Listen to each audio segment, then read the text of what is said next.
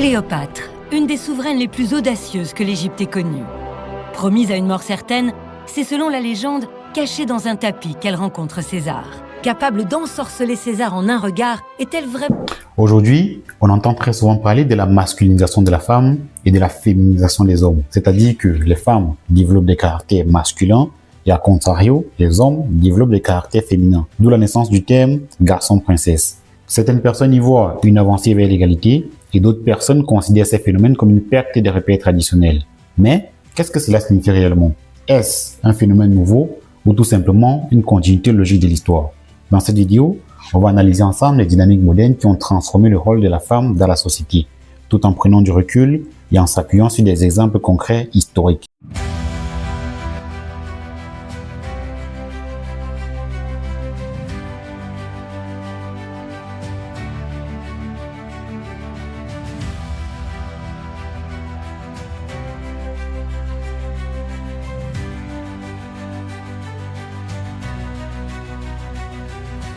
J'ai récemment fait une vidéo dans laquelle j'ai parlé de la crise de la masculinité. Donc, si ce sujet vous intéresse également, je vous invite à aller regarder la vidéo.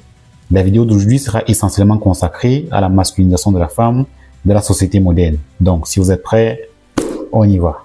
Alors, la masculinisation de la femme fait référence à un processus où des traits de caractère, des comportements, des rôles et des symboles qui étaient autrefois associés à la masculinité sont adoptés par les femmes.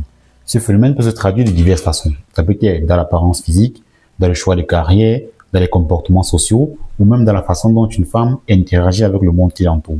Et rassurez-vous, ce n'est pas qu'un simple phénomène de mode ou de style. Non, c'est un changement beaucoup plus profond qui redéfinit ce qu'on attend concrètement d'une femme dans la société. Pour comprendre ce phénomène, il est essentiel de se pencher sur l'histoire. Prenons des figures mythologiques comme des Amazones, ces guerrières légendaires qui symbolisaient autrefois la force, l'indépendance et le rejet des rôles traditionnellement assignés aux femmes.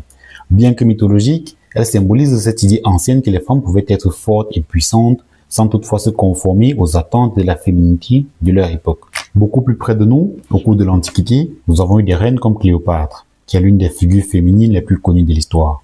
Elle a joué des rôles politiques puissants en utilisant à la fois intelligence, charme et leadership. Cléopâtre, une des souveraines les plus audacieuses que l'Égypte ait connue. Promise à une mort certaine, c'est selon la légende cachée dans un tapis qu'elle rencontre César. Capable d'ensorceler César en un regard, est-elle vraiment une incroyable beauté, comme l'affirme la croyance populaire? Cléopâtre impose son style. Parfums, bijoux, œuvres d'art, le luxe et l'exotisme de sa cour fascinent le monde romain. Pour la petite histoire, Cléopâtre est l'une des reines dont la particularité est d'avoir transcendé des siècles. À une époque où les femmes dominaient, occupaient rarement le pouvoir, elle a réussi à devenir pharaon d'Égypte et à créer une dynastie qui a subsisté jusqu'à sa mort. Cependant, malgré ses capacités exceptionnelles, elle a toujours été perçue sous le prisme de la féminité. Nous découvrirons aussi une Cléopâtre méconnue, une mère aimante, prête à tout pour son fils Césarion. C'est paradoxal, n'est-ce pas? C'est-à-dire que dès lors que vous êtes une femme, on va toujours vous répéter que la place de la femme, c'est Allah. Moi je n'ai rien dit, hein. C'est vous qui l'avez dit. Donc, on continue. Plusieurs événements historiques ont été à l'origine de l'évolution de la place de la femme dans la société. Par exemple, le 19e siècle marque une période charnière dans l'histoire de la féminité, avec l'arrivée de l'industrialisation et de l'urbanisation qui ont bouleversé les normes sociales en modifiant le rôle de la femme dans la société.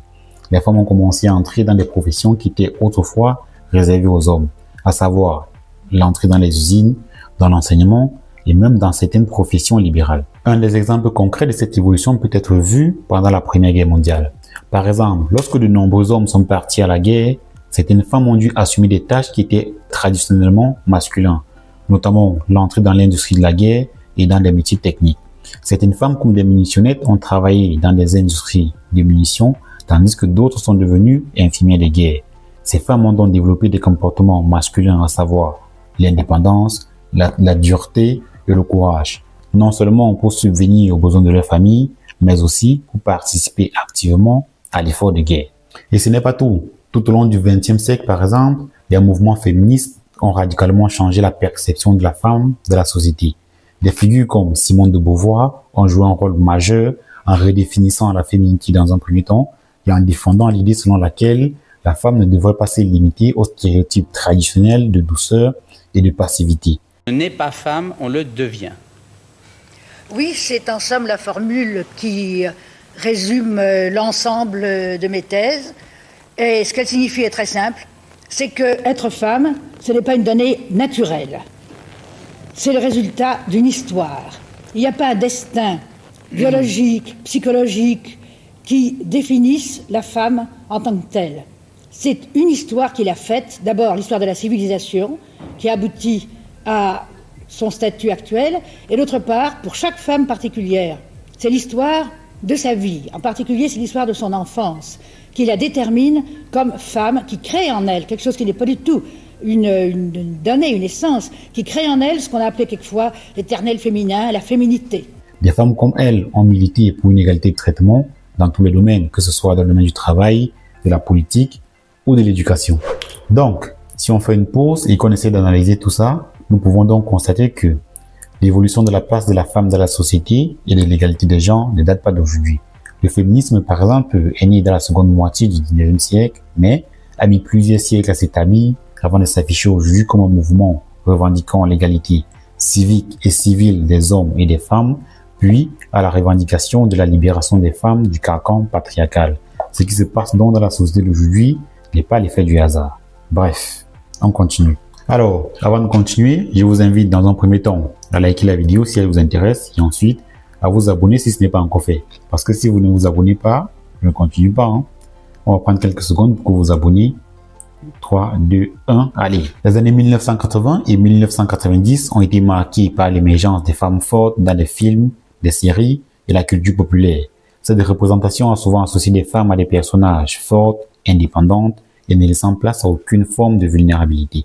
Des figures comme Hélène Ripley dans Alliance ou encore des femmes d'affaires comme Miranda Priestly dans Le diable s'habille en Prada ont été présentées comme des modèles de puissance, de contrôle, mais aussi de froideur, pouvant ainsi être considérées comme une forme de masculinisation de la femme dans la société moderne.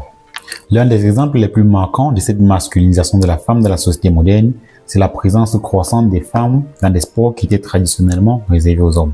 Prenons des exemples très simples. On a Serena Williams dans le tennis, on a Ronda Rousey dans le MMA, on a Manon Fiorot dans le MMA aussi, qui sont toutes des très bonnes athlètes. Donc, c'est rien que cet exemple-là est une preuve qu'aujourd'hui on assiste à un phénomène de masculinisation de la femme dans notre société.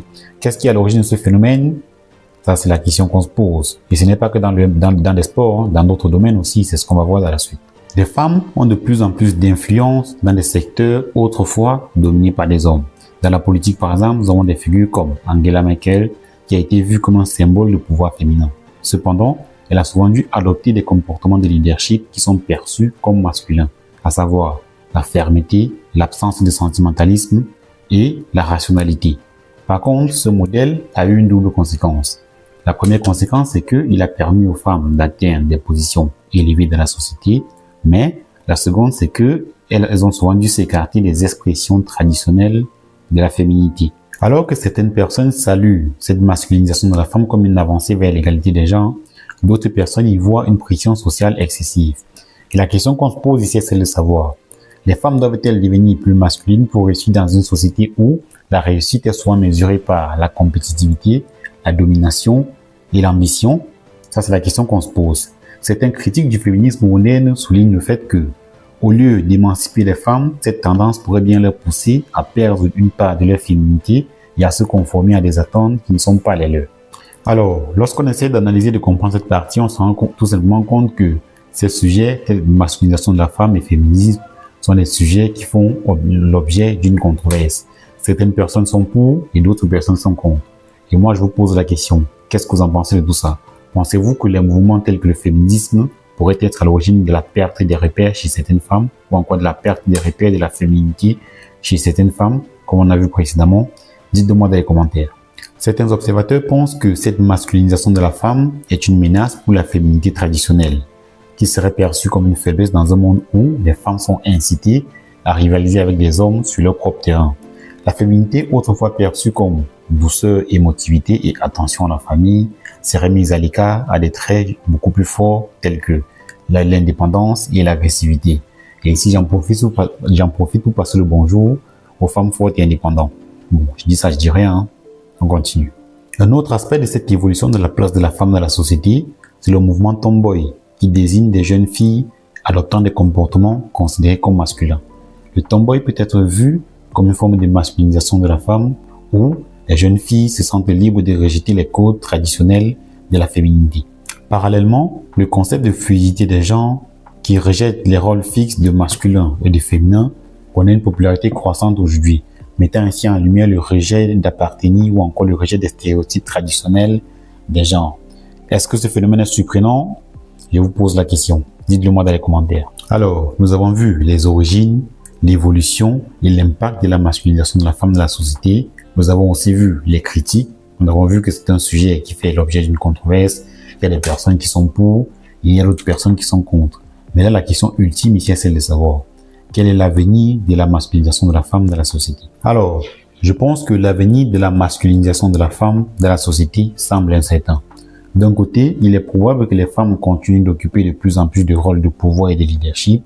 De notre côté, il est probable qu'on assiste à un renouveau dans la redéfinition de la féminité. Alors, en résumé, la masculinisation de la femme n'est pas simplement un phénomène de mode, mais c'est le reflet des évolutions sociales, économiques et politiques. Elle soulève des questions importantes sur les attentes de la société et des libertés individuelles. Cependant, cela ne signifie pas que la féminité traditionnelle doit être rejetée, non, mais plutôt qu'elle doit coexister avec une plus grande diversité de vie et d'expression des genres. Alors, et toi, quel est ton avis sur la question? Penses-tu que la féminité devrait évoluer ou bien rester fidèle à ses racines? Dis-le dans les commentaires. Ceci marque dans la fin de cette vidéo. Si la vidéo vous a plu, n'hésitez pas, vous savez ce qu'il faut faire, un petit pouce bleu et surtout pour ceux qui ne se sont pas encore abonnés, abonnez-vous pour des sujets similaires. Sur ce, je vous dis à très bientôt pour une nouvelle vidéo. Allez,